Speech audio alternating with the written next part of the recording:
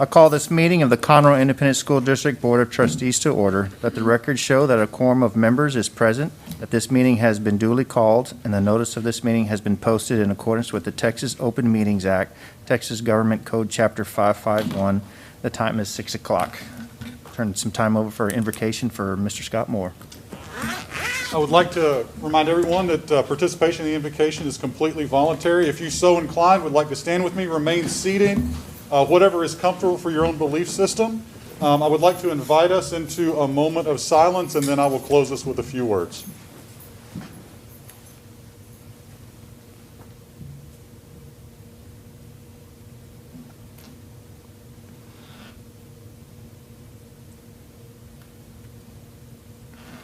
God of all people in all places at all times, we pause tonight to celebrate those who have dedicated their lives to help educate and raise our children in whatever capacity that may be. We celebrate the myriad ways that our CISD family, both inside and outside the classroom, contributes to the education of our children. We pause tonight to remember especially the Shank family and our friends with Haley Elementary on their loss. And we celebrate Mr. Shank's life and his dedication to our children. We thank you for the rest and the relaxation of spring break, and thank you for safe return of all of our loved ones. We thank you for the diversity of this district and this community and the ways that our differences and our diversity makes us all better people.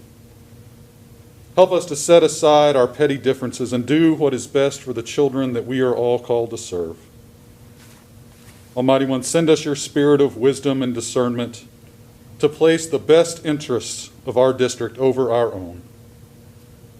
In all the ways and by all the names that we know you, we pray your blessings upon this gathering and this district. Amen. Amen. Thank you. Ms. Teresa Wagner will lead us in our pledges. Please join me in the Pledge of Allegiance for the United States and the Texas state flag. I pledge allegiance to the flag of the United States of America and to the republic for which it stands, one nation, under God, indivisible, with liberty and justice for all. Honor the Texas flag. I pledge allegiance to thee, Texas, one state, under God, one and indivisible. Thank you, Ms. Wagman. Item 2, awards and recognitions. Our special district recognition. I'll turn this over to Dr. Knoll for a moment. Thank you, President Hubert.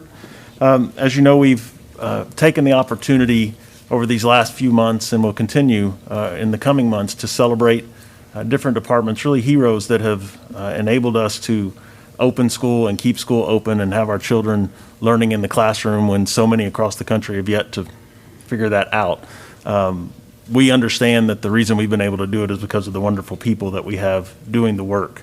And tonight we're going to celebrate our maintenance and custodial departments. And the things that we know is that we have wonderful people here. We know that, and we talk about it often, but it's great when the outside world really validates that for us. And so our first item tonight is a special district recognition for Marshall Schrader, who is our Director of Maintenance and Custodial, who has been honored by the Texas Association of School Business Officials with an award. And we are fortunate tonight to have Dr. Tracy Ginsburg, who is the Executive Director of TASBO, here to make that presentation. So I will invite Dr. Ginsburg up to make the presentation this evening.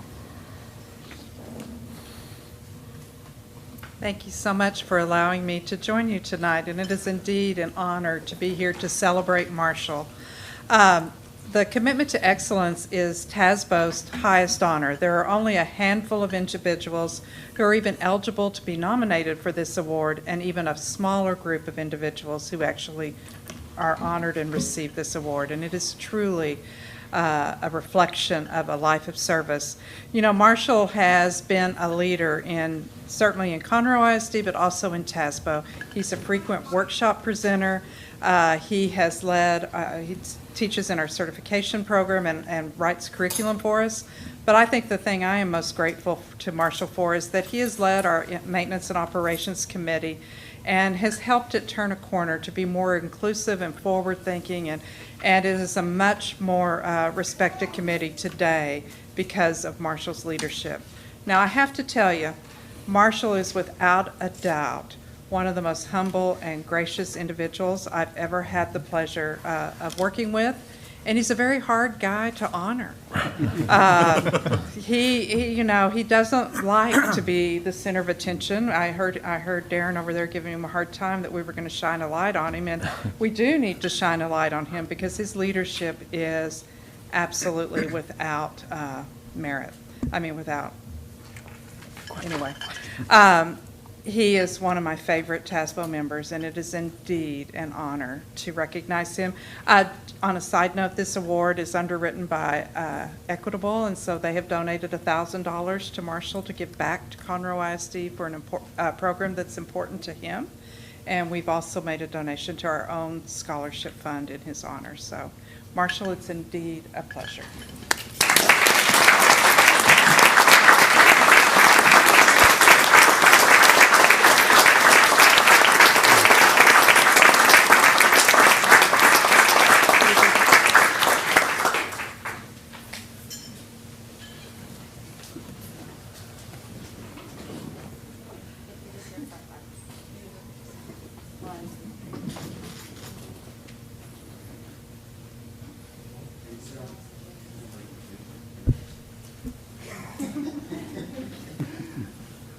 Marshall, you have to stay up here, Mr. Williams. I know you don't want to. You want to go back over there and hold that wall up, but you got to stay. Marshall, I just wanted to, on behalf of the board, I want to echo everything she said. You're just such a phenomenal person, extremely humble person.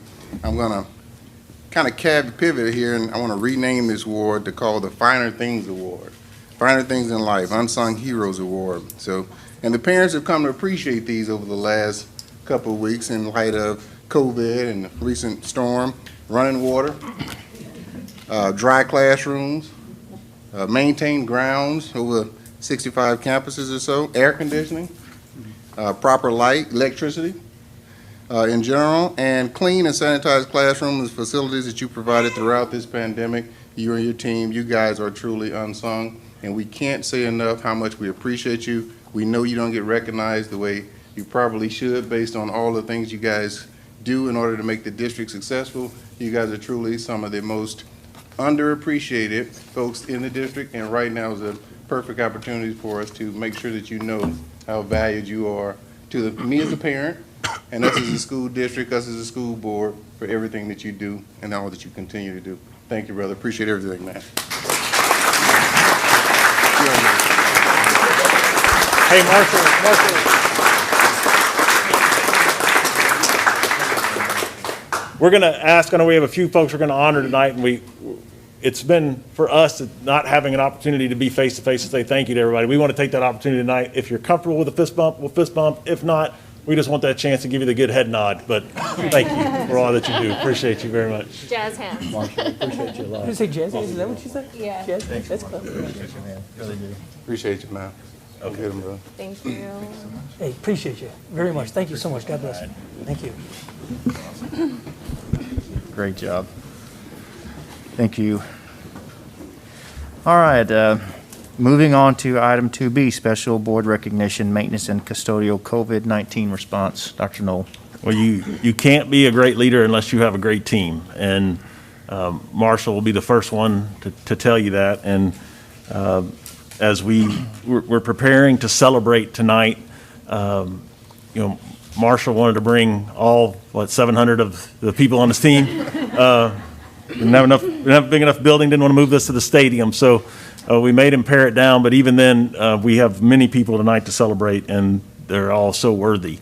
As Mr. Williams mentioned, we planned this event to celebrate their work with COVID and keeping our schools open. But from the time that we planned this until now, we've all dealt with the freeze. And we were one of the few school districts, I think, in the state of Texas that were able to return to school on that Monday following the freeze. And that was a day that we served more school lunches than we had on any given day, which tells us the need for food was critical in our community. We were able to allow families to shower in our buildings that did not have water. We had electricity in all of our buildings and gave our students a safe place to be. None of that happens without the great team that we're going to meet tonight. So in addition to COVID, there's not enough praise that we can give this group. So to make our introductions tonight, we have our Executive Director of Operations, Mr. Chris McCord.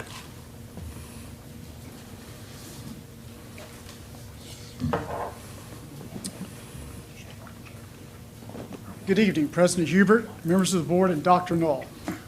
I'm here to present to you this evening a special set of employees who stood out in the last year. The staff members for honoring are from Conroe ISD Custodial and Maintenance. This department has risen to the occasion time and time again, meeting the incredible challenges of the previous 12 months, ranging from a pandemic to the Arctic blast of our lifetimes. Thank you for giving us an opportunity to recognize these individuals tonight. Honorees, if you could please come to the front when I call your name.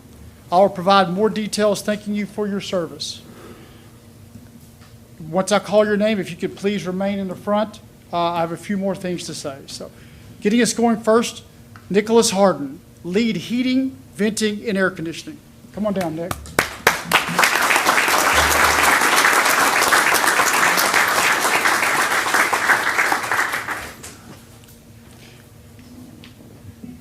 Lawrence Wayne McCory, plumbing supervisor. Wayne. Good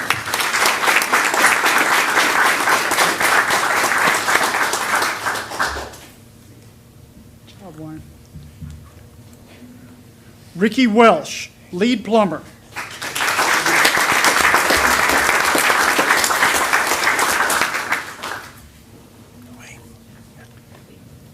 John Brown, maintenance coordinator.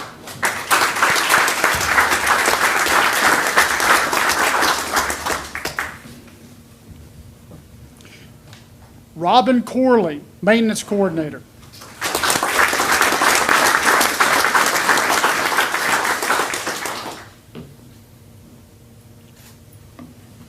Cooper Corley, heating, venting, and air conditioning technician.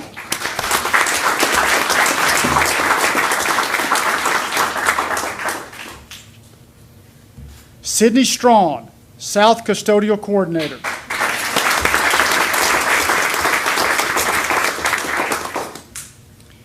Rodney Shelton, north custodial coordinator.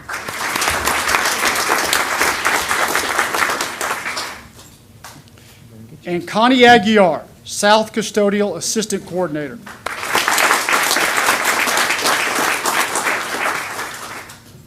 If you could remain standing. Thank you, Connie. I would also like to recognize Edgar Perez, lead heating, venting, and air conditioning, who could not be with us this evening. While much of the country talks about what can be done to reopen schools for on-campus learning, the efforts of these individuals and the custodial and maintenance department in general have allowed us to provide continuous, safe on-campus learning opportunities for our students, families, and teachers throughout the year, no matter what hurdle was thrown at us.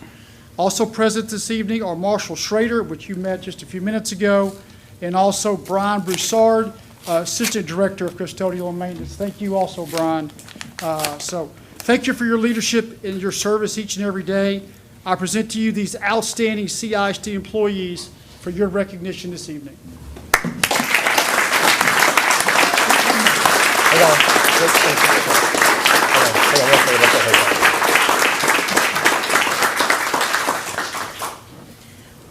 What a treat for me to be able to say a few words on behalf of the board. These are some of the hardest working people here in front of me, and we greatly appreciate all of your efforts. The board just wants to know we see you, and we see your hard work, and we see your dedication, and we appreciate having you as part of the Conroe ISD family. Thank you so much.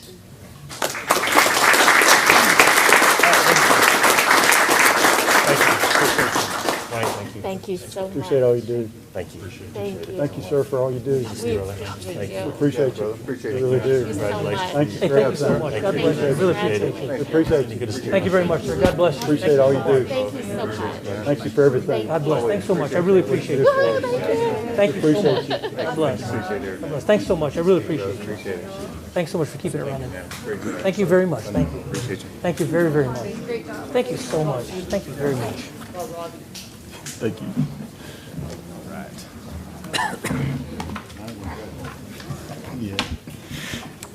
Thank you for that. Thank you, Ms. Chase, for your kind words. That was very fitting. Thank you so much. The next part 3, is citizen participation. Ms. Godfrey, do we have anybody signed up tonight? Perfect. The next item on the agenda is public comments for those who have registered to address the board in accordance with Board Policy BED.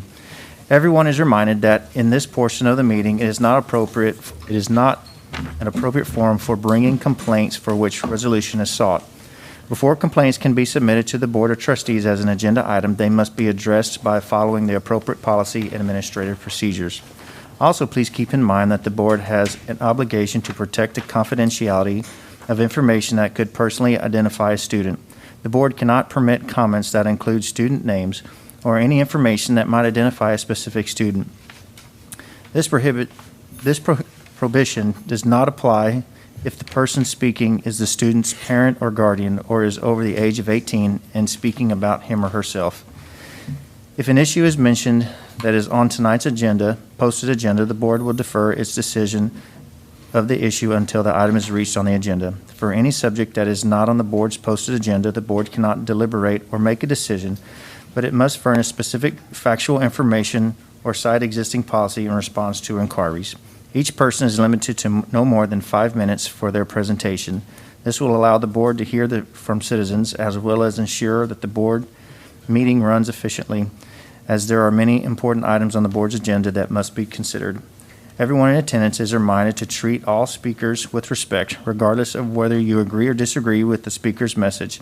Any person who does not conduct him or herself accordingly will be asked to leave or will be escorted from the room. Ms. Godfrey, before you call your first person, we are limiting it to 5 minutes, so we have a timer. When you hear the timer, that means it's over. You had your 5 minutes. Ms. Godfrey, please call your first person. Blake Dan. Shayla Smith.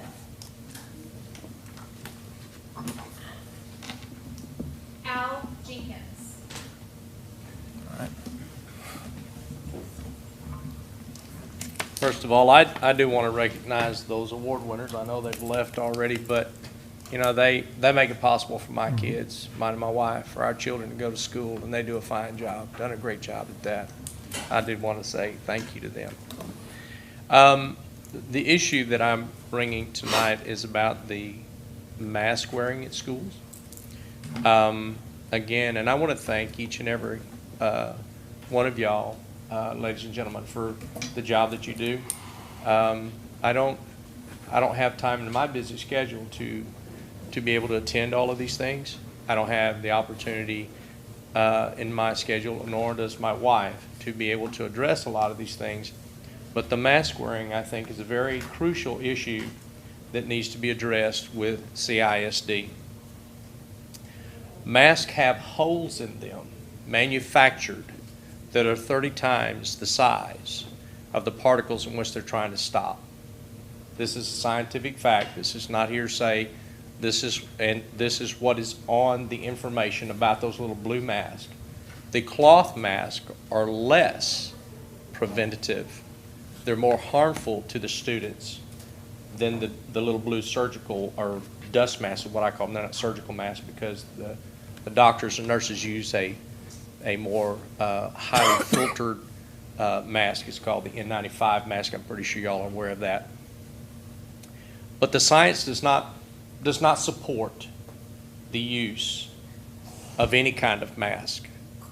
Both the CDC and the World Health Organization, both, in 2015, they said that the masks do not, again, and I want to say this, that there are 10 sightings of studies published in the same findings as Dr. Torp Peterson that say that the mask, now it says may help, but the science behind it now is telling us from 2015 that the masks do not help. They're actually causing harm.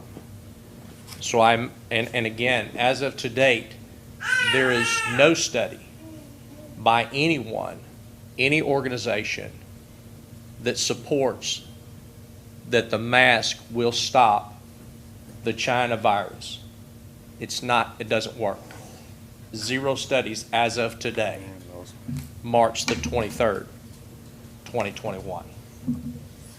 The manufacturers of the mask themselves put a warning on the outside of the box to let everyone know that the mask will not prevent the spread of the Wuhan virus, COVID-19. That's science. That's not hearsay. If you look on the side of the box, the manufacturers put that on there because it doesn't work. The young adults have a 99.5% chance of survival if they do get the virus. Students have a 99.997% survival if they get the virus. This is science. We can't go by what someone says. We can't go by what someone believes or wants. We have to follow the science for the benefit of everyone. Are you aware that 50% of the students are having headaches because they're not fully exhaling the carbon dioxide, and they're having to get either oxygen or be relieved of wearing that mask for a period of time so that they can get over the headache? I'm just asking you if y'all are aware of the science behind this, because it's important that we help the kids and teach them the reality of what's going on. Again, with that, I also want to make mention that Judge Mark Keogh never issued a mask mandate for Montgomery County, and we have not suffered because of it. There's not been a massive outbreak. There's been no massive casualties from it or any of that. So I would encourage that everyone understand that if there was an issue, let's say that we didn't have masks, and there was a massive growth in the amount of casualties, sicknesses, etc., then I would support that. I would. I support worthy causes. I don't doubt and I don't diminish that this virus is very deadly. I have a cousin that is a widow today because of it. I did his funeral personally. So I know how serious this is. But on the other hand, I want y'all to understand, I've had the COVID virus and I survived it. I only had it for 2 days. Those of us that have... It's time. Okay, sorry. Hate to cut you off. We have to move on, but we appreciate your point and appreciate you coming tonight. Thank you, sir. Rachel Walker.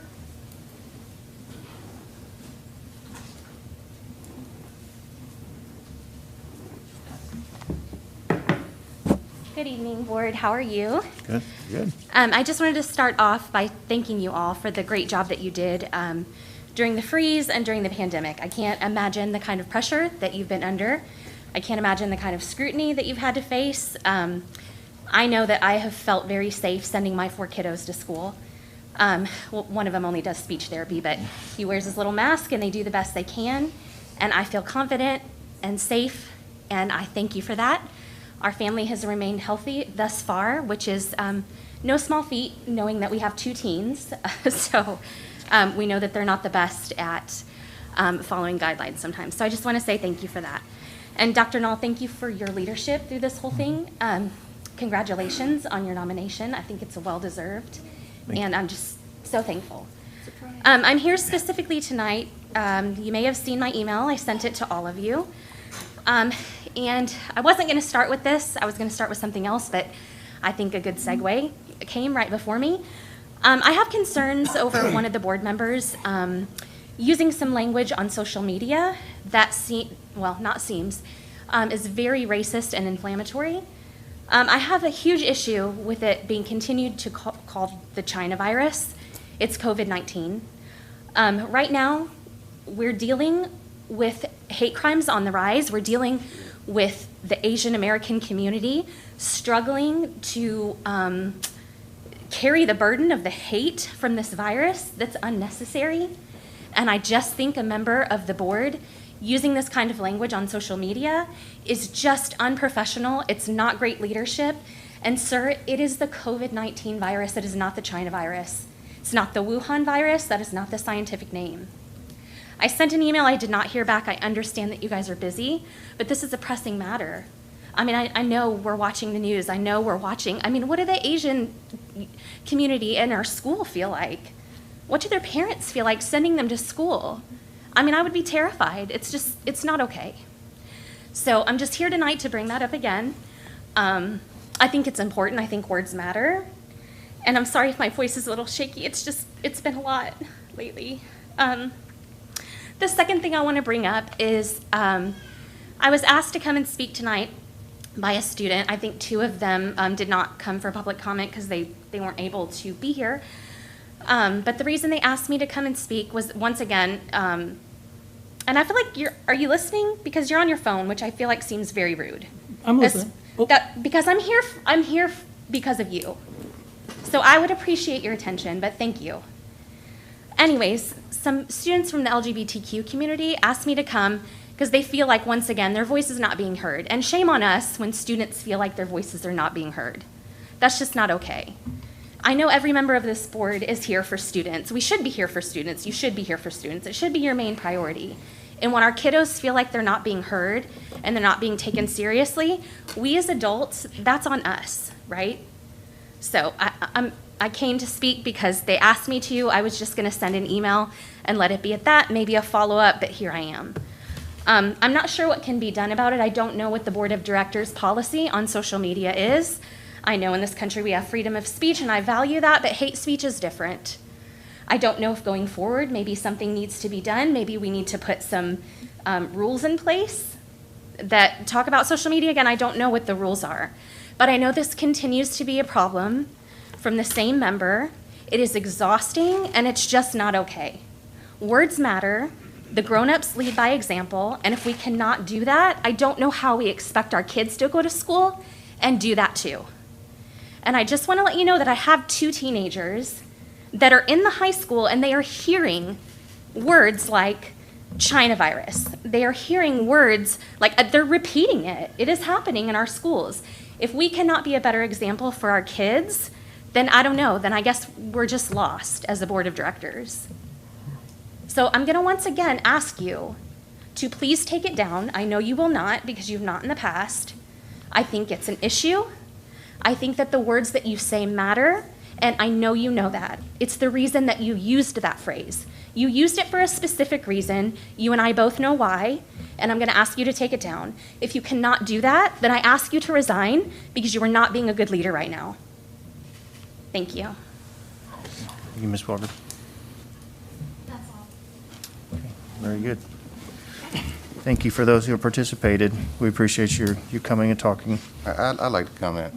I too regret and lament, and I'm horrified by the racist reference to this virus by any board member, anyone in the community, or anyone that comes and speaks whatsoever. It's not the proper name, it's not the scientific name, and to continue to do so causes harm. And I wish we would discontinue it altogether. So if the shoe fits, take it off. I'd like to speak also, Mr. President. Go ahead. In saying that, I've heard it called that throughout Europe. I've heard it called that throughout Africa. My wife just got back from Africa. I just got back from the Middle East. I called it, I think, once or twice. I rarely, if ever, call it that. I call it the COVID. It's just whatever thought pops in my mind at the time. But as my honorable good friend felt obligated to talk, I felt as well. Very good. But it had nothing to do with calling about that. I was talking about the vaccine. Wasn't even talking about that. Very good. We have to move on. This isn't an agenda item, unfortunately, so we need to move on. Moving to the consent agenda, item 4. I haven't heard from anybody wanting to remove anything from the consent agenda, so I look for a motion. I move we approve the consent agenda as presented. All right. Second. We have a motion and a second. Any discussion? All right, all those in favor? Any opposed? Very good.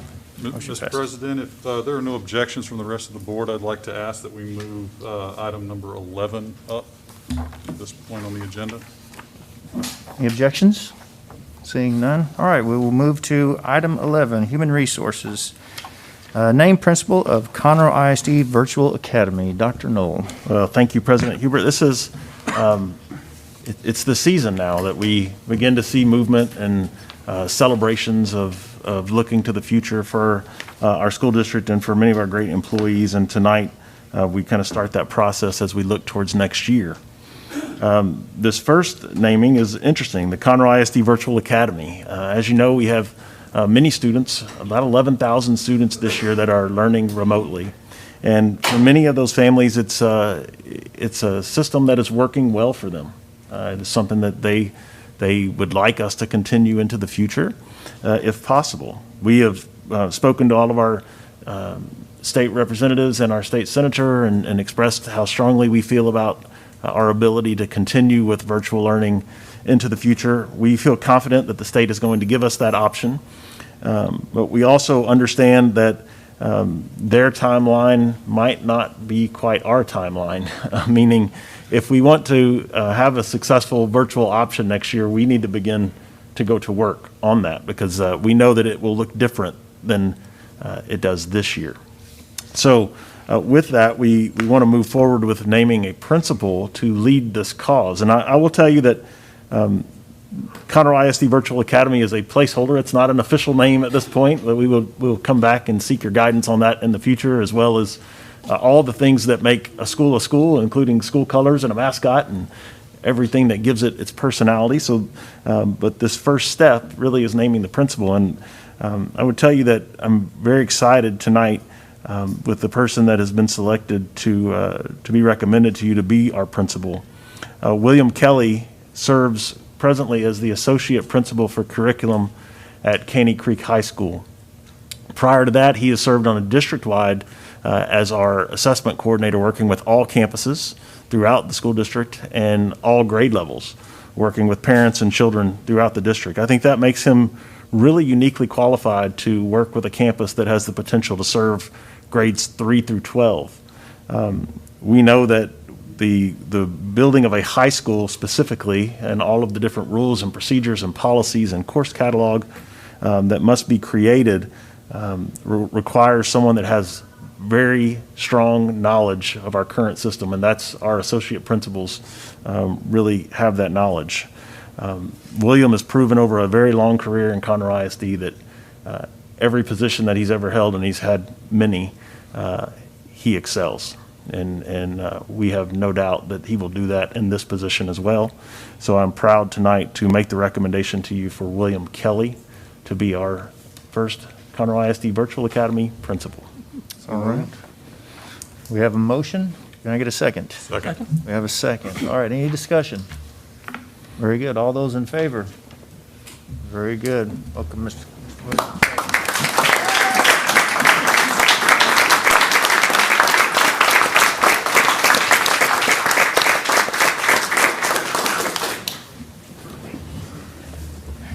President Hubert, members of the board, Dr. Knoll. In August of 1995, Conroe ISD was opening its newest high school on the east side of the district.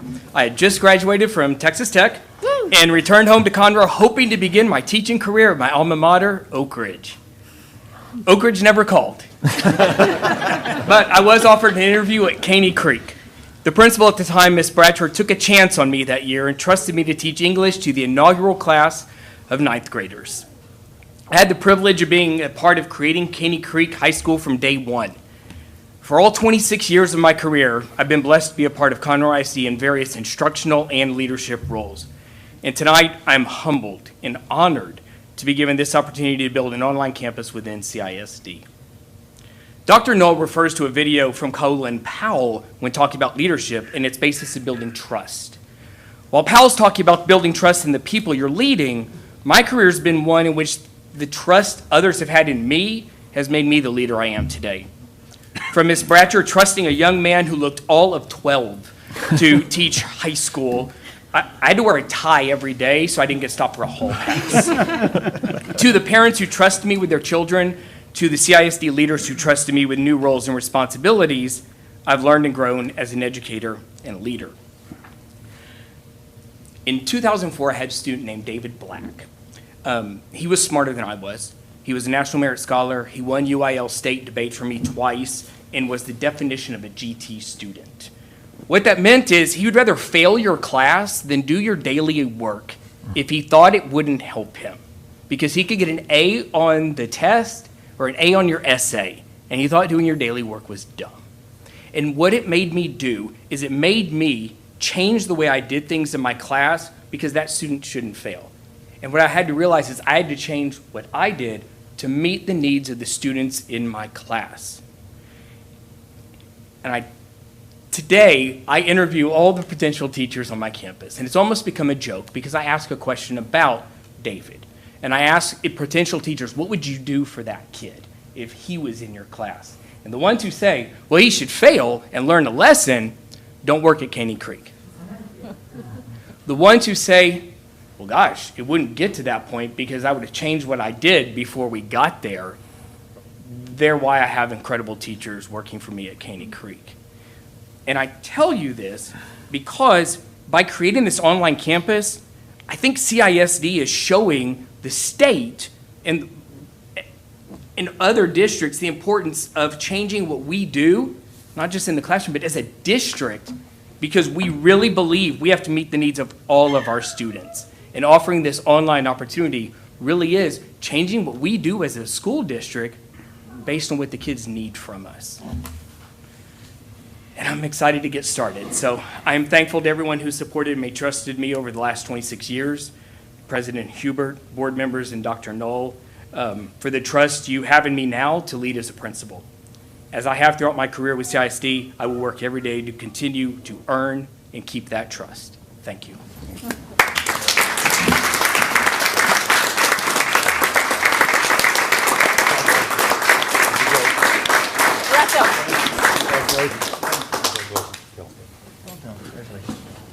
Great job as always. Congratulations. Outstanding, outstanding. God bless. All right. Congratulations once again, Mr. Kelly. That energy and attitude with the new position, it's going to be fun to watch you bloom. So congratulations to you and your family and all those involved. Item B, name Assistant Superintendent for Middle Schools, Dr. Knoll. All right, thank you. We'll continue tonight with more opportunity. As we've discussed, and a few months ago, we congratulate Dr. Debbie Phillips on her retirement. I think Dr. Phillips is back there somewhere. There she is. She's smiling under that mask. You can see it in her eyes. I don't know. That's there. We're crying. That's right. But with her retirement, Dr. Shelley Winkler is making the move down to work with our elementary campuses, and that's a huge role, and we're thankful that she is going to have that opportunity. But with that, created a vacancy once again at our Assistant Superintendent of Middle Schools to work directly with our intermediate and junior high principals. We're fortunate in Conroe ISD to have many great leaders that could serve in a role like this, but we know that we bring you tonight the perfect choice to help us grow and get better. Dr. Bethany Medford has served a long time in Conroe ISD as a teacher on the junior high level, administrator on the elementary level, principal on the intermediate level at 2 different campuses, and been highly successful at both. She brings a lot of passion and energy and is certainly committed to Conroe ISD. We're confident that she is going to work very well with our principals and also work very well internally with the team here that's focused on helping our campuses grow. So tonight it is my honor to make the recommendation of Dr. Bethany Medford to be the new Assistant Superintendent for Middle Schools. So moved. Second. We have a motion, we have a second. Very good. Any discussion? Seeing none. All those in favor? Very good. It's unanimous. Dr. Bedford, congratulations.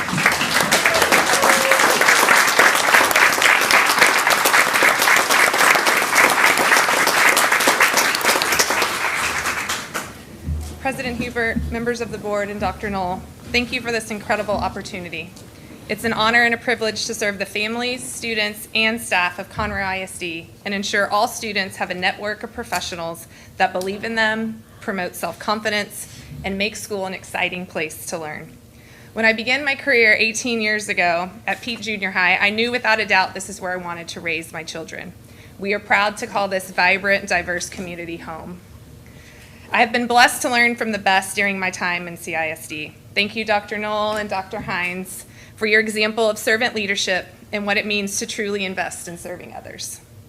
Thank you to Dr. Phillips, Dr. Upshaw, and Dr. Taylor for the guidance and unwavering support over the years.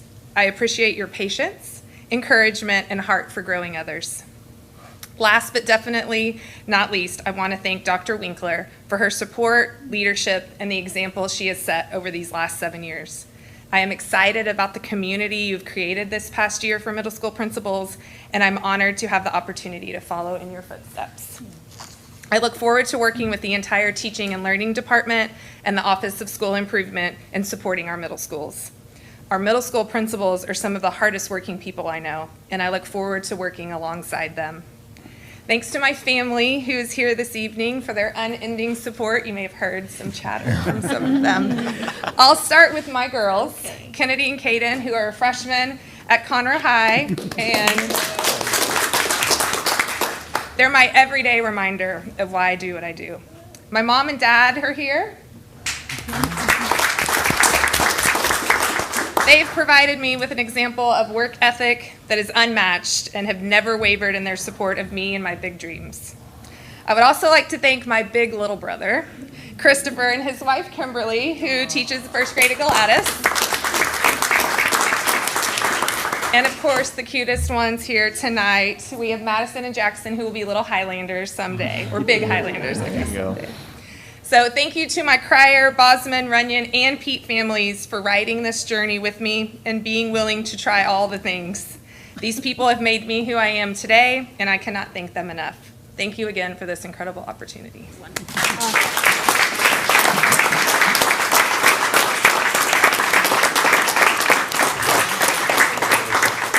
Congratulations. Congratulations, Bethany. Congratulations. Great job, Bethany. Congratulations.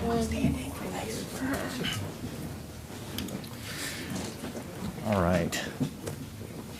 Well done. Congratulations once again. Well deserved. Okay, we're gonna move back up here to item 5. And this is consider resolution to nominate Dr. Curtis Knoll for the Texas Association of School Board Superintendent of the Year. So what just happened to Marshall is about to happen to somebody else in the room. I'd like to turn some time over to Mr. Sanders. Thank you, President Hubert. The Superintendent of the Year award has been given by the Texas Association of School Boards since 1984.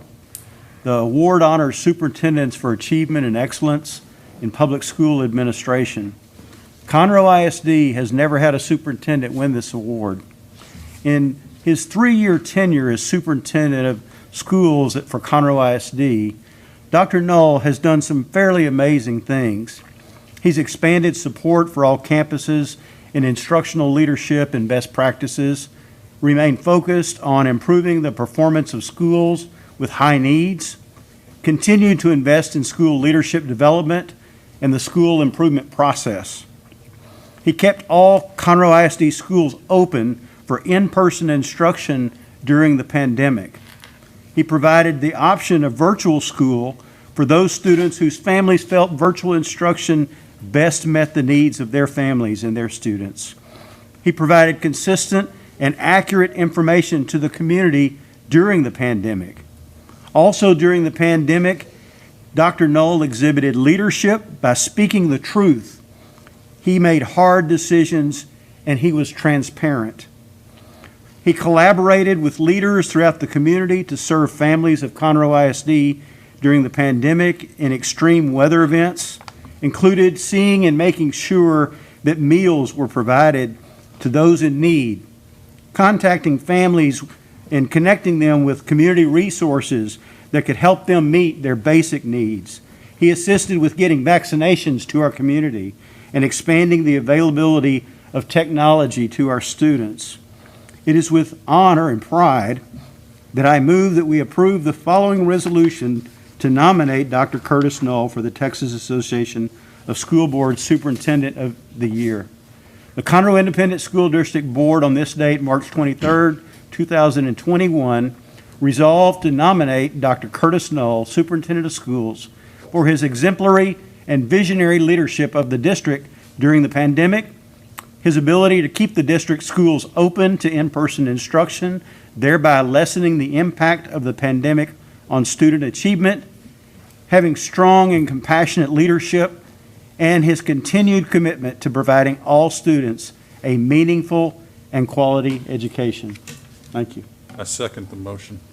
We have a motion and we have a second. Do we have any discussion? Yes, Mr. President. Several of us on this dais were sitting here a few years ago when Dr. Don Stockton retired, and we were tasked with searching for a suitable replacement to lead this district. And we knew that we had found the right man in Dr. Knoll, knowing that, or assuming that it was going to be somewhat regular tenure. That has proven to definitely not be the case. You know, being an educator at any level is difficult, even in the best of circumstances. Being an administrator is difficult. Being a superintendent takes a special calling on the best of days and a special skill set. And for Dr. Knoll to be able to step in and immediately begin dealing with natural disasters and pandemics, I think we counted, there's been about 3 normal months since he's been here, when we were not dealing with something that affected 65,000 students and 8,500 employees directly. So we have seen the evidence that we made the right decision in selecting you, and we are very grateful for your leadership. The board's duties, one of our primary duties is selecting a superintendent to lead the day-to-day operations of the district. And you have allowed us to place our trust in you and our full faith in you, knowing that you are handling that day-to-day business for our constituents, and we want to say thank you, and this award would be very deserving. Thank you very much. Mr. President? Yes, sir. I would also like to thank you very much, Curtis. I know Dr. Stockton has sent me a thank you, a congratulations when I won. And I knew him outside of school circles. And when someone said there was someone coming in, I thought, who could replace him? Well, I never worked on the board for him, but I have done for you. And you know, Dr. Knoll, that many times I've sent you thank you and encouragements, and maybe I don't share that with the whole board. I tell people countywide, there's not a better person, I think, in the world that could run this district like you. Mr. Moore just stated, what you've gone through, I think we're on level Jumanji 2038 now or something, right. Whatever number we're on of Jumanji. We were talking before, I said last night, they said there was mud showers coming in. But to see what you've gone through, and from an outside not knowing you prior, but just kind of coming in and seeing you thinking, how's this guy going to match up to what Dr. Stockton has done? I am so impressed, and I could not support this anymore. Just very glad to have work with you and have you running the school district. Thank you very much, sir. God bless you. Appreciate it. Thank you. Can I say something? Yes, please. Yeah. So I'm one of the newer members onto the board, and I would just say, even in this short amount of time, right, since November, I mean, it is very apparent how lucky we are as a district to have you as superintendent. And I just want to say I could not be happier to lend my support to your nomination. And for me, there is no contest about who should win this. Thank you. Thank you. I like that. I oftentimes call Dr. Knoll, give him a hard time, but I say this often. I wouldn't want your job for anything in the world. Mm-hmm. And if someone were to give it to me, this is one of the biggest compliments I can give. I'd resign and hire you. I would hire you and resign the next day. So I couldn't fathom what you've gone through, how much flack you've taken, how little you've received appreciation from those that you serve, and you serve so well. The passion you have for what you do is remarkable. I told my wife when I got out of college I either wanted to be a doctor or a lawyer, but then I got to thinking I don't want to be in a hospital. I can't do that, and I have to save my lives for my kids, so I couldn't be the lawyer. So I had to figure out what I wanted to do with my life, and education would never have crossed my mind because I understand the passion that it takes to be an educator, and I see that in you every day, right? And my wife chose to be that educator, so it offset my sense of want to do something totally different. But getting back, I definitely cannot say enough how much you've been through, how much stuff that's unfathomable that Dr. Stockton never would have fathomed going through. And when we hired you as superintendent of the school district, it was one of the best decisions we've made in my 9 years of being on the school board. So kudos to you for everything you do, man. Thank you. Thank you. Perfect. President Huber, if I may have a moment, I just want to say, when you enter our schools and you meet the administration for each one, they look at him with leadership and joy and encouragement, and he spreads that throughout our district. And obviously, as we see tonight, that we have lifted more of our current administration to higher positions because of your leadership and your encouragement. And that is so incredibly important as the leader of our entire district. Now, did you know you were going to become a YouTube star? No. When you took this position? No, you didn't. No, I did not. But you have done an amazing job, and we are the better for you. So thank you. Thank you very much. Yeah. It's my turn. I want to say just a few things as well, because everything said has been so eloquent and so very fitting. But, you know, we always talk about, you know, our job is to monitor the policies and procedures of the school, balance the budget, the meetings we get in. You know, we go through these things, and those are expected. Those are expected things of our superintendent. And yet, through everything that's been going on, our students have the option, not like other districts, but have the option to be in school or at home learning online due to the leadership that you stuck by. And I appreciate that, because that's not easy when you've got a community as diverse as ours to make those decisions. And so that resonates with me. But outside of those types of decisions, the compassion that you have for this community is unreal. As we hear about the things that happened, and we can only think about the things just recently, but the freeze, allowing families to come to our schools and shower, how important is that to them? And you guys see through that to make sure that people feel value and worth, and that their students and their children are getting educated and cared for, that when those students walk in to all the schools, that they feel loved, and that you make sure that that happens. So not only is it the education, but it is the self-worth that these students feel because of the leadership and the people that follow you, that you put in place. I think this is extremely overdue and a very worthy. So yeah, we think you get it hands down. We're going to nominate you tonight, and we wish you the best, and we're very proud to call you our Conroe ISD superintendent. So thank you for everything that you do. Appreciate you. Thank you. I will call the vote. If you want to say some words, I'll. Yeah, if I may. This is was certainly a surprise when you called Mr. Hubert and said you wanted to add an item to the agenda. I was like, oh no, what are we doing? And certainly, you know, this is to me, this is about the team, right? This is a team award. And we see the examples. We've been celebrating them, but you know, I couldn't do the job that I do without your support. You know, it starts with you all. That you allow us and trust us as educators to run this district and make it as great as it is. I was certainly fortunate. Not many superintendents have, or young new superintendents have an opportunity to have been mentored by a superintendent as great as Dr. Stockton. And so I appreciate that every day, that I had that opportunity to see it done correctly, and to walk into a place and be surrounded by wonderful people because Dr. Stockton had them in place. But the real celebrations are seeing the children be successful, and we love to see that every day. And then on the leadership side, I think you're exactly right. It's when we see our people come to that podium, and we know that for both of these two examples, tonight they walked into the school district as teachers, and they walk out of here tonight as a principal and an assistant superintendent. That's what it's about.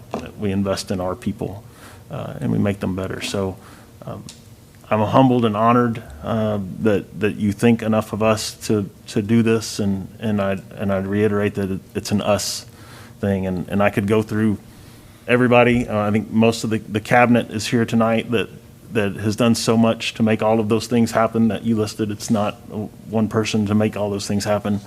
But I especially want to thank Dr. Hines, because for almost 20 years now, things don't happen here without his great leadership as well. So I will accept this very proudly, but I'm gonna sort of accept it for myself and Dr. Hines, if I may.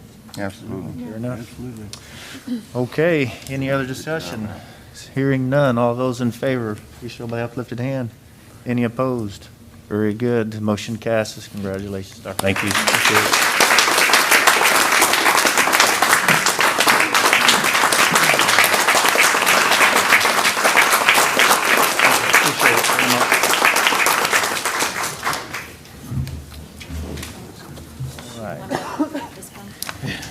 Item B, consider approval of the campus mascot and school colors for Hope Elementary School. Dr. Knoll. All right, Dr. Phillips.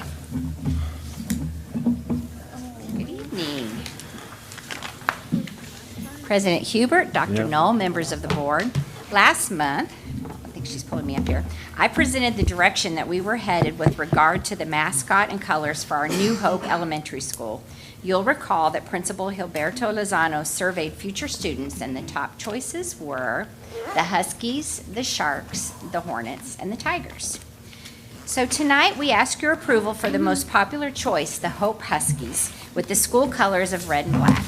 And just for a little side note, Dr. Knoll last week was able to take the Hope family on a tour of the facility, and they were very impressed from what I hear with the school itself, and they especially loved the Huskies, so. Yeah, we were able to show them this, and they were really excited about it. Yeah.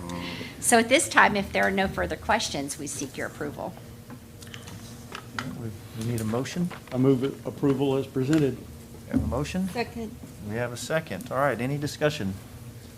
Hearing none, all. This is adorable. I love those, yeah. It's very nice. Well done. All right, all those in favor? Any opposed by the same sign?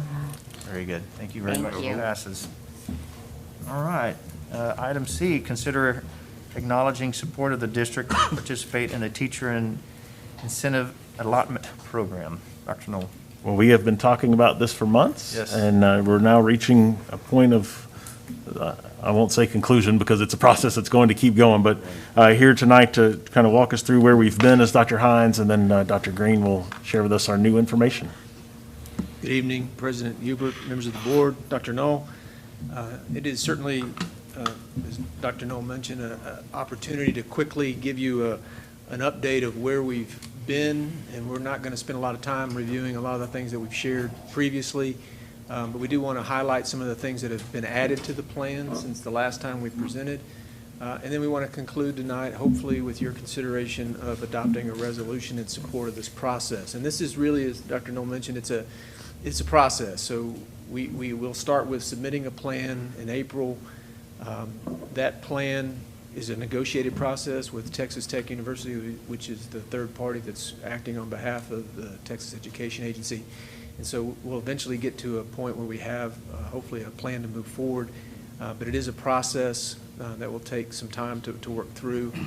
So we're asking tonight we want to share the highlights of where we're at and then ask for your support in the form of a resolution, hopefully that you would consider this evening. So just to quickly just remind everybody what teacher incentive allotment is. And you know, I like to really stress this is the beginning of a journey.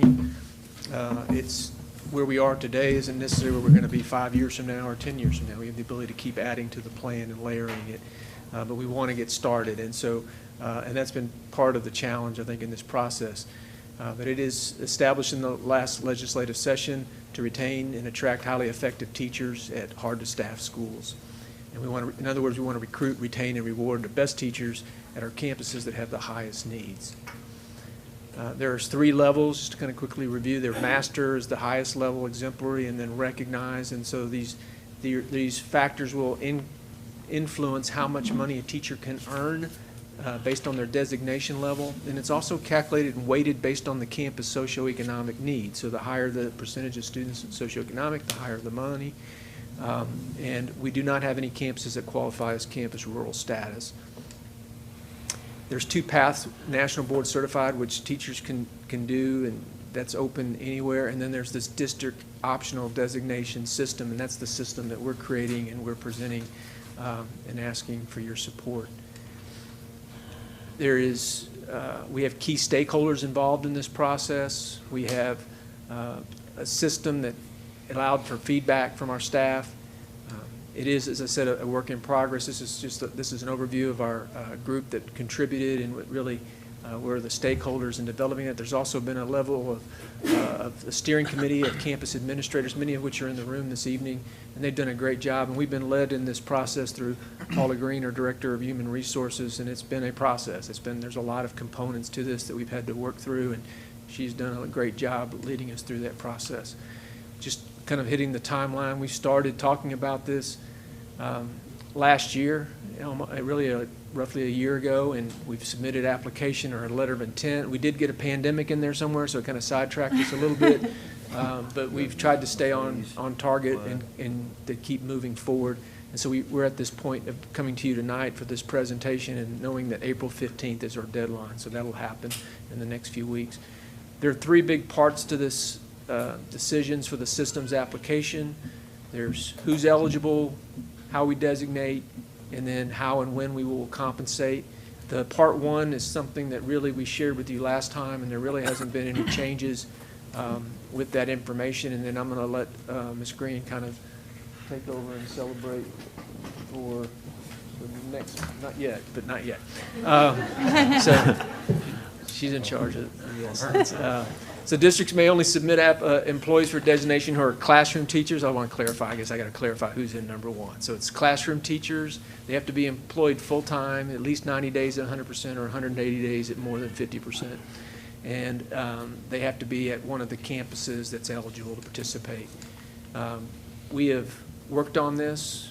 We have decided to start with and target campuses that have 70% or greater economically disadvantaged students. And we are using and not every teacher will be eligible right now because we're limited by the growth side of this. We have to have a system in place that we can measure student growth, and Ms. Green will share a little bit more about that. But based on what we have in terms of pre-test, post-test, at this point we're having to use STAR or other existing tests that have been validated and standardized so we can compare apples and apples. And so we have K-1-2 reading. We have grades 3 through 8 reading and math, 5th and 8th science, 8th grade social studies, and then the end of course level subjects at the high school, Algebra 1, English, English 2, U.S. history and biology. And yes, we do plan to add in the future. And then these are the 15 campuses that will begin in this first phase as we initiate the process. So you can see the list of the schools. So this is where I'm going to turn it over to Ms. Green. Thank you. Good evening. So we want to remind everybody what the components are that will make up our plan. The state requires that we have a teacher observation piece and a student growth piece, and we'll talk about those again that we will identify for our plan. And then we do have the option of including some additional factors if we would like in this TIA plan. So the recommendations that we're making in regard to observation would be the use of t-tests. It is the current evaluation system that we use here in our district and many districts across the state, and our teachers and our administrators are very familiar with this tool. Schools that are identified to participate, as Dr. Hines showed just a moment ago, those participating schools, in the year that we capture data, all teachers on those campuses will have to be appraised. The student growth measure piece that we will use in phase one that we're recommending, that's pre-test and post-test. And although we have the option of using some additional factors, in conversation with our stakeholder committee and the feedback that we received from them, it is our recommendation that we only focus on observation and student growth for this first round. And then certainly as we grow, we can look at adding additional components. So how does a teacher earn a designation? TIA designations are determined based on a score, and that weighted score is a combination of the composite score that a teacher receives for the teacher appraisal process and for the student growth process. Both of those will be included in our plan. So when we talk about those designations, so we've recognized that we want to include two components, and how do we weight those to come up with that score that we talked about that teachers will need to earn their designations. The recommendations that we received from the stakeholder group and in conversation and planning with the steering committee, we recommend that the teacher observation piece counts for 40% and that student growth counts for 60%. And again, we'll take those two components and put them together to create the TIA score. Now, we've had probably the most conversation about compensation, because this is the third part that we have to give attention to in submitting our application. So our recommendation for compensation is that 90% of the funds that are generated are required by the state to be used towards teacher compensation. So our recommendation is that in this first phase, that all of that 90% goes to teachers that will earn the designation, and the remaining 10% will be used for administrative cost of administering the plan. When you're looking at that 90%, the designated teacher will receive 92% of that payout, and the remaining 8% will be used to pay all of the costs that are associated with benefits. So we wanted to provide tonight an example of what this might look like if you're applying it to teachers at a designated school. So this sample school is called ABC Elementary, and here there are 50 teachers that are eligible to receive designations. So based on the observation data and the student growth measures in this example, 10 teachers at ABC Elementary would earn designations: 2 at the master level, 3 at the exemplary level, and 5 at the recognized level. Using 1920 allotment data, the 2 teachers that earned a master designation would generate $28,400 each, totaling $56,848.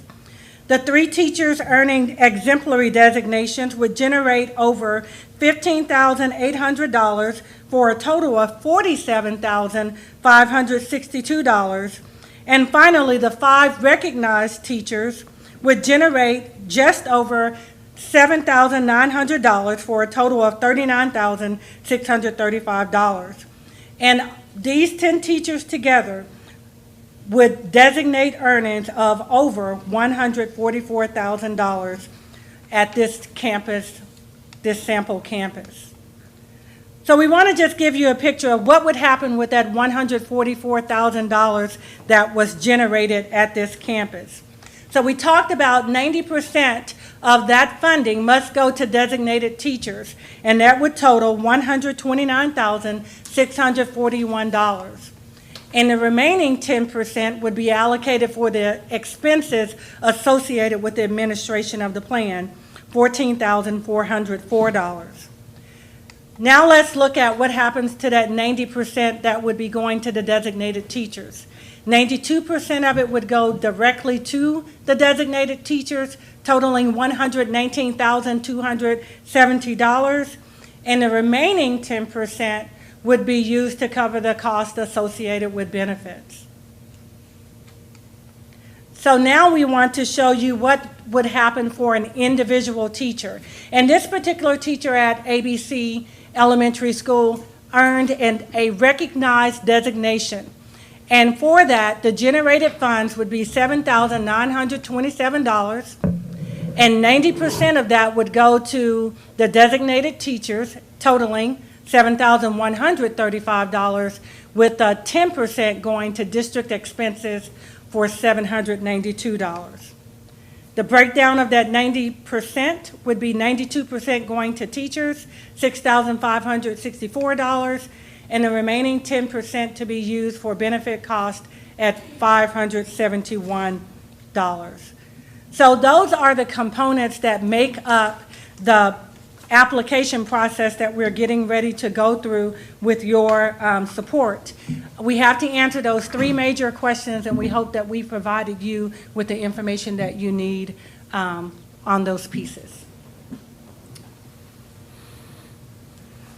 Again, to summarize, there's the resolution that we ask that your consideration for approval, whereas the state of Texas has made available to Texas school districts the opportunity to participate in the Teacher Incentive Allotment Program, a program designed to help attract, retain highly effective teachers at high-need campuses across the state. And whereas student academic success is contingent on students receiving highly effective instruction, which can be provided by highly effective teachers, and whereas the academic success for all students is a guiding principle in the operation of the Conroe Independent School District, and whereas in order for the district to participate in the Teacher Incentive Allotment Program, the Board of Trustees must acknowledge its support for the district taking the actions necessary to participate in the Teacher Incentive Allotment Program, including submitting an application to plan and engaging in the plan development process with the state of Texas.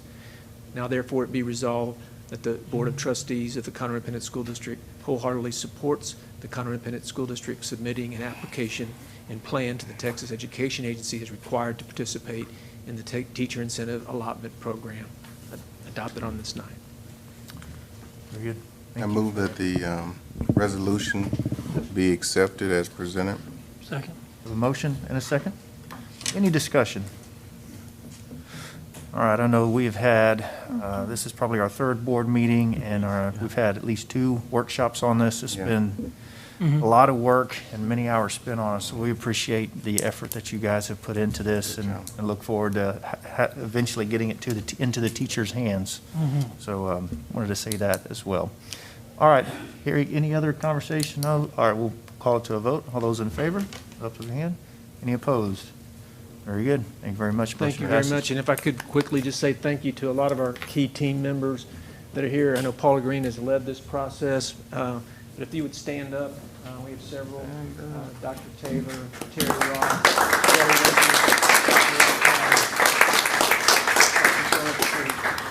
and Pam Zoda's not with us this evening, but so many people have worked hard on providing all the backup data and running reports and doing scenarios as we work through the process, and they've been a great team, as I said, led by Ms. Green. Thank you.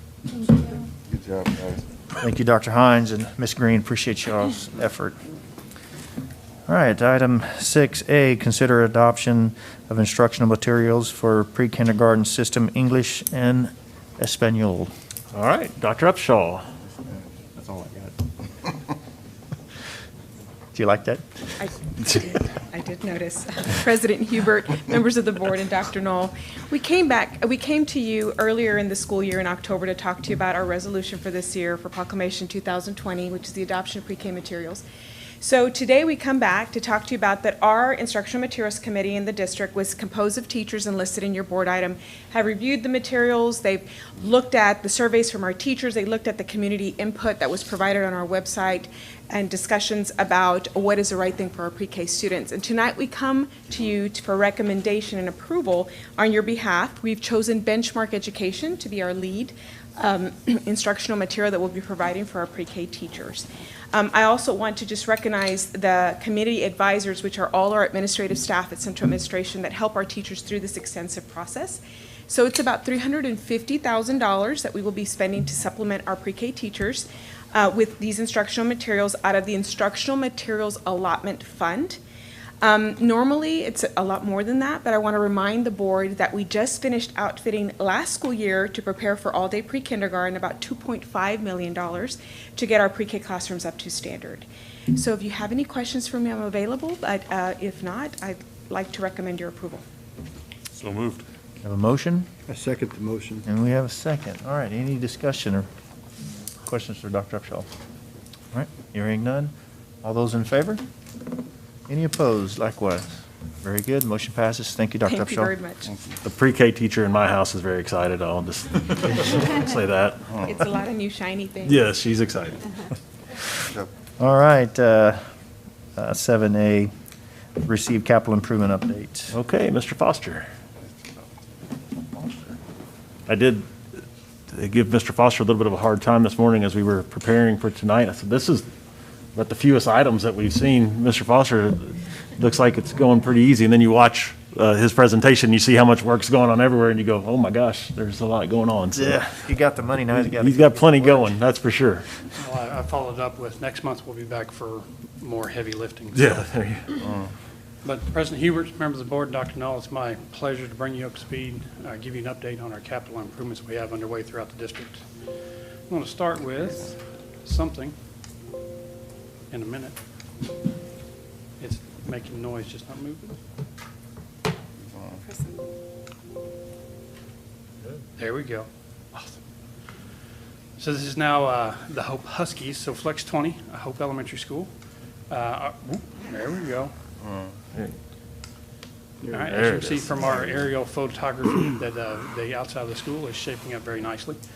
So as we spoke over the last couple of meetings, the outside is not changing much, but you'll notice the big change here is grass and trees and things of that nature in the landscape as the building is taking its shape on the outside. So the entryway is essentially done. I mean, we took the Hope family through the front door on Thursday this past week. It was a fun and eventful tour with the family. And they got to see on the inside, they didn't get to see this. This is the flooring installation through the common area, which is not a whole lot to see here, but it's progress made even since last Thursday. So the inside of the building is nearing its completion. You're seeing a lot of the red and the black, the personality of the campus is taking place. We are installing the finishes now. The contractor's wrapping it up this spring. We'll take it over in June, and then we'll have it open for students in August without any difficulty. Moving on to York Junior High.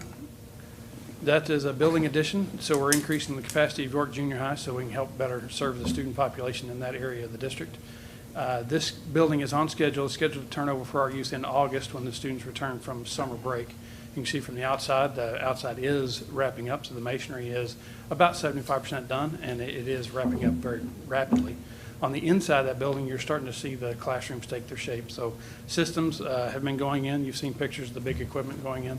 You see here ceiling grid, next is light fixtures, and then the finish coats of paint, and then flooring. And then we'll be outfitting it for furniture in the very, very near future. Like I said, it is on schedule and it's scheduled to open in August when the students return from the summer break. So this is the Woodlands High School. Again, this is a building addition set to help us reduce our reliance on portables. So just like York, the exterior masonry is nearing its completion. So the inside of the building is where the classrooms begin to take their shape. So you're seeing here ceiling grid, light fixtures, and you see all the ceiling tile stacked up. So you're starting to see the finished coats of paint. They're poking through on the sides of the pictures. And beginning that personality of that building is taking shape. And again, it is scheduled to open in August when the students return from summer break. At the Woodlands High School, it's another building addition where we're reducing our reliance on portables. Just like York and College Park, the exterior masonry is about 3/4 done. On the inside of that building, you're starting to see the finishes and the personality take shape.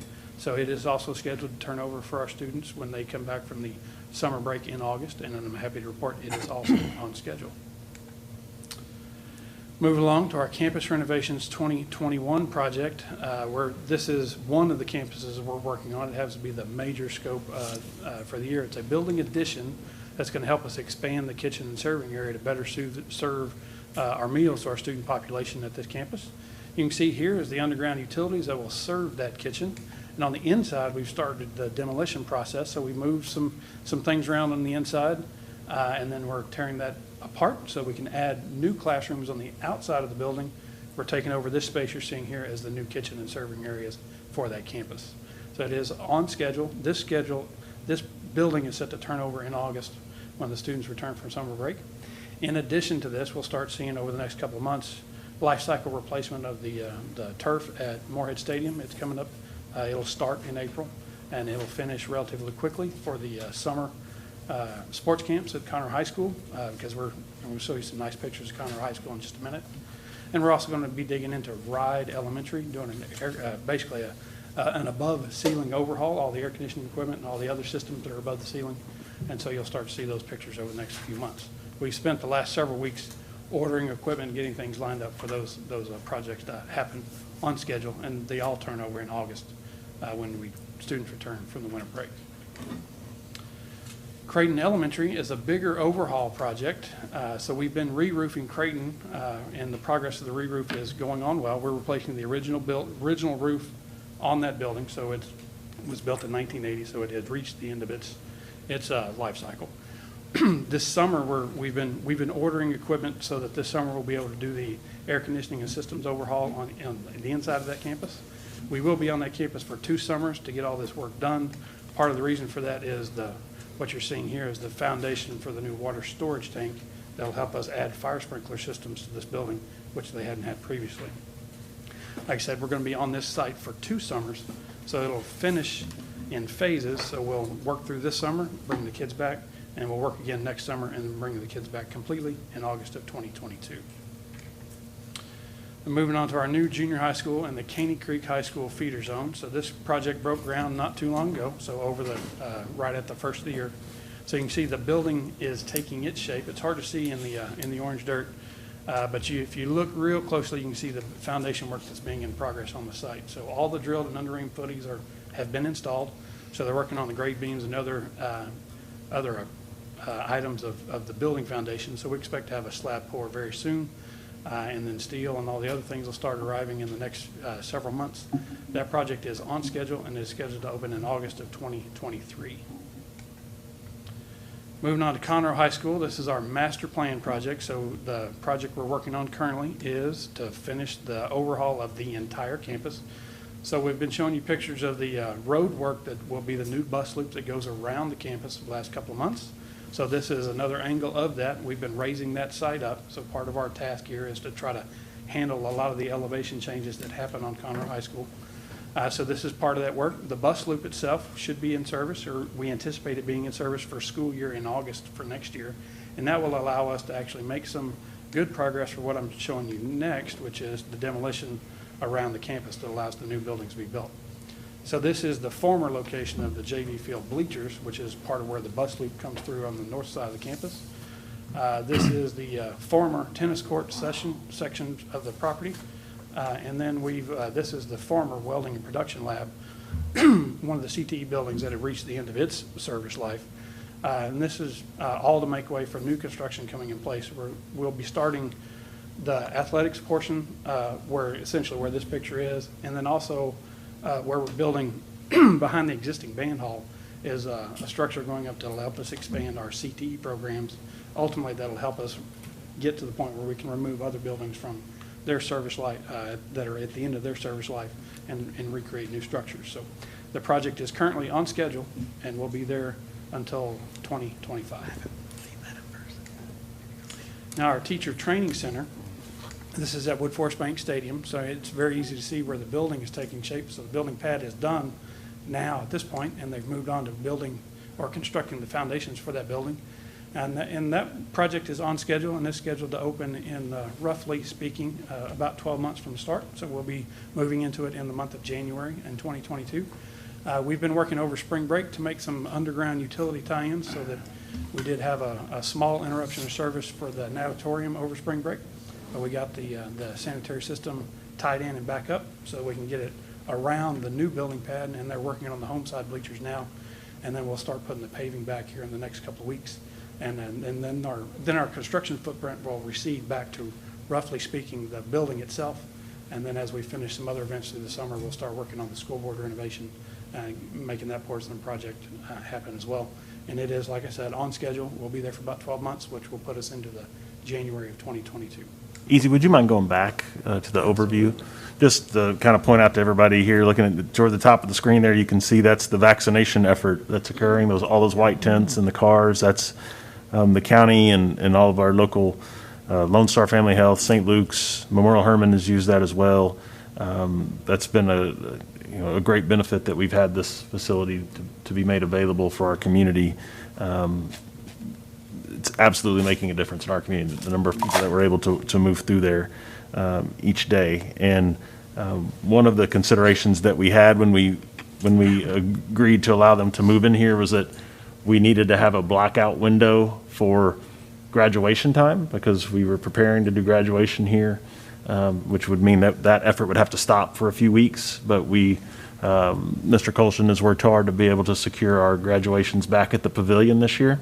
So we will not have to have that blackout time. So the county will be able to maintain this site up until August, or when it's time for us to, use the stadium again. So we feel really good about that. But that's just a neat view that you can kind of get that big picture of exactly what's going on there. Dr. Knoll, I was going to comment on that because I was out there a couple of weeks ago for the vaccination, and those two operations running simultaneously, you didn't even notice that one was going on. So kudos to Easy's team and to Mr. McCord's team for running those two huge operations simultaneously without interfering with each other. Right. I mean, that's amazing logistics to be able to do that.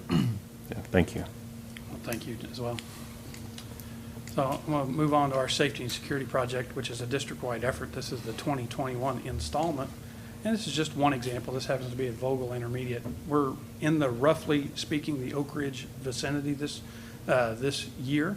We'll be there through the end of August as we're getting this project wrapped up.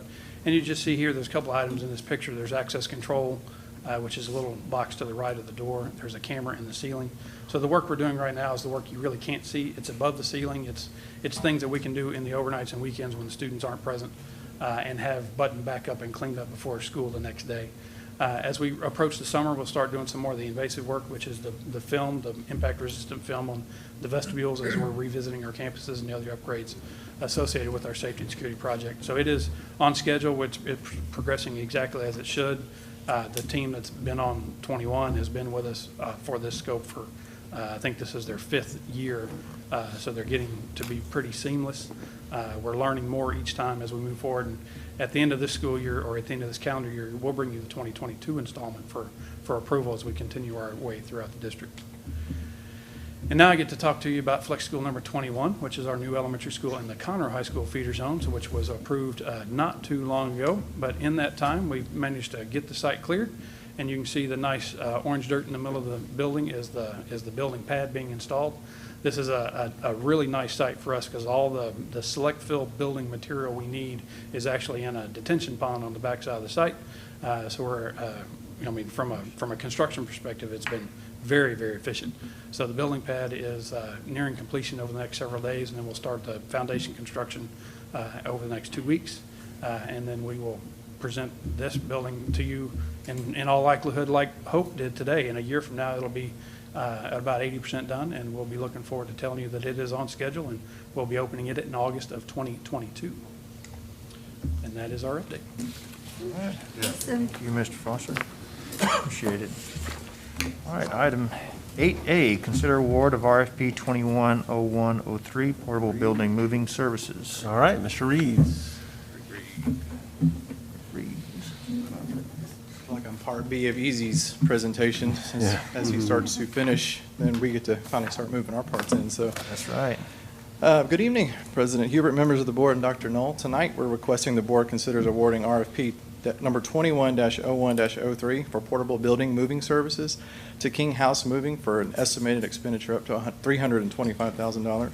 The request for proposal pertaining to the purchase of portable building moving services for the district were emailed to registered vendors through the CISD electronic e-bidding system and advertised on the CISD purchasing website and also 2 times in the Courier. Vendors were asked to offer firm unit prices for portable building moving services and other discounts for additional items that weren't listed in our line items. The pricing shall be firm for 1 year through March 31st, 2022, automatically renewing annually for 2 additional 1-year terms through March of 2024. This proposal was evaluated by the Maintenance and Custodial Department and reviewed by the Purchasing Department. Best value offers are recommended for board award as noted on your attached analysis, and funds for these purchases are provided in the general fund. At this time, we request your approval. Need a motion? So moved. I have a motion. Second. And a second. All right, any discussion or questions? Hearing none, all those in favor? Any opposed likewise? Very good, motion passes. Moving on to B, consider award of RFP 210107, York Junior High renovation furniture and weight room. So this is one of the items that Mr. Foster had mentioned that will be opening this in August. Yep. Once again, we're requesting the board considers awarding RFP number 21-01-07 for the York Junior High renovation furniture and weight room project to Indico Sales for furniture and Pro Maxima MFG for the weight room for an estimated total expenditure of approximately $325,000. The request for proposals for the furniture and weight room addition at York Junior High were emailed to registered vendors through our electronic e-bidding system, advertised on the purchasing website, and also on the Conroe Courier. These prices are to be effective for 1 year through March of 2022, automatic renewing annually for 2 additional 1-year terms through March of 2024, and shall include all cost to complete services required. We had 10 vendors submit a response. And these proposals were evaluated by the CISD Teaching and Learning Department as well as our Athletics Department, and then reviewed by the Purchasing Department. These funds are provided in the Capital Projects Fund. Our recommendation for award is notated on your analysis, and at this time we request your approval. All right. We need a motion. I move approval as presented. All right, and a second. Second. We have a motion and a second. Any discussion? I just had one quick question. Yes, sir. You said it was 325, and then it's, that's good through March of 2022. And there was 2 additional, I was trying to jot down, would you say that? The 2 additional 1-year terms, so if there's anything else that needs to be added during that time, we're able to can hold this pricing in place. Okay, and that's the 3 1/4, that's the total fee? Approximately, yes, sir. Or, yeah, okay. Yes, sir. All right, so it's not the 3 years at 3 1/4? Correct. Okay, Correct. perfect, I'm sorry. Thank you so much. Good question. Any others? All right, seeing none, all those in favor? Any opposed by the like sign? All right, motion passes. Thank you. Moving on to C, consider award of RFP 210202, College Park High School renovation furniture. All right, once again, we're requesting the board considers awarding RFP 21-02-02, which is the College Park High School renovation furniture project, to Velocity Business Products for an estimated expenditure of $195,000. This request for proposals for furniture for the College Park High School renovation project were emailed to our registered vendors through the electronic e-bidding system, advertised on the purchasing website as well as in the courier. These prices are to be effective for 1 year through March 2022, automatic renewing annually for 2 additional 1-year terms through March of 2024. Also will include all services there, including installation, delivery, assembly. 8 vendors submitted a response to this one. Proposals were evaluated by the CISD Teaching and Learning Department and reviewed by the Purchasing Department. Funds are provided in the Capital Projects Fund. Our recommendation for award is noted on your analysis, and at this time we request your approval for this project. All right. So moved. Have a motion? Second. We have a second. All right, any other questions? Seeing none, all those in favor? Any opposed by the same sign? All right, motion passes. Thank you, Mr. Reeves. And moving on to item D, consider award of RFP 210203, the Woodlands High School renovation furniture. And finally, we're requesting you consider awarding RFP number 21-02-03. It's for the Woodlands High School renovation project to Indico Sales for an estimated expenditure of approximately $190,000. The request for proposals for the furniture for this renovation project at the Woodlands High School was also emailed to registered vendors through the electronic e-bidding system, advertised on the purchasing website, and multiple times in the courier. These prices also will be effective for 1 year through March of 2022, renewing for 2 additional 1-year terms through March of 2024, and will complete all the services required. We had 8 vendors respond to this proposal. They were evaluated by the CISD Teaching and Learning Department and reviewed by the Purchasing Department. The funds are provided in the Capital Projects Fund. Your recommendation for award is notated, and at this time we request your approval. All right, we have a motion? So moved. Have a motion, need a second? Second. All right, any questions, conversation? Seeing none, all those in favor? Any opposed by the same sign? Seeing none, motion passes. Thank you all very much. Thanks, Mr. Reeves. Item E, receive financial report. Mrs. Garza. All right, Mrs. Garza.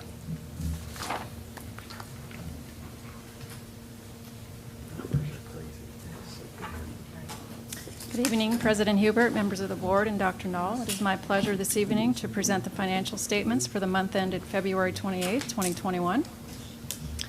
First statement this evening is our balance sheet. Presented here is the general fund, the debt service fund, child nutrition, and self-funded insurance. Total assets in the general fund are $463.7 million. The debt service fund, $49.4 million. Child nutrition, $3.2 million. And self-funded insurance, $10.8 million.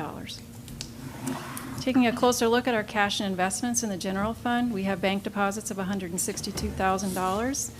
Investments in the state pools of $360 million, the majority of that being our tax collections that are now in for the year. Our short-term investments at $14.9 million. Our investments with Wood Forest National Bank, $10.2 million. And our longer-term investments with TCG, $52.8 million. For total cash and investments in the general fund of $438.3 million. This is our income statement. In the general fund, we have total revenue of $498 million for the year, total expenses of $223 million, In the debt service fund, we have total expense of $75.5 million. The majority of that is our first of 2 debt payments for the year that was made last month. Child nutrition, total revenue of $8.5 million, total expense of $7.8. In self-funded insurance, total revenue of $27.8 million, total expense of $26.4. This is our tax collection progress. We are right on track with where we expect to be at this time of year. The bulk of them have come in. As you can see, we are at 95.56% of our total levy. Self-funded insurance, our total revenue for the year of $26.7 million, total expense of $25.7, for a net gain of $951,000. Our participation at the wellness centers is averaging $330 a month. Our investments as of February 28th, our total par value is $788 million. The pools are yielding 0.123. Our investments with Wood Forest, 0.17. Our short-term investments are yielding 0.255. Our longer-term investments with TCG have a WAM of 476 days, yielding just over 1.3. And our combined portfolio is yielding just over 0.2. And we compare that to our benchmark of the 90-day T-bill, which is at 0.048. Nice. Ms. Goes, I have a quick question for you. If you could go back to the tax collection, I know it's early, it's early, but we're sitting at 95.56, and we're a little bit behind from prior year. But for our budgeting, we use, what number do we use for? That's about $5 million. 96%, 97?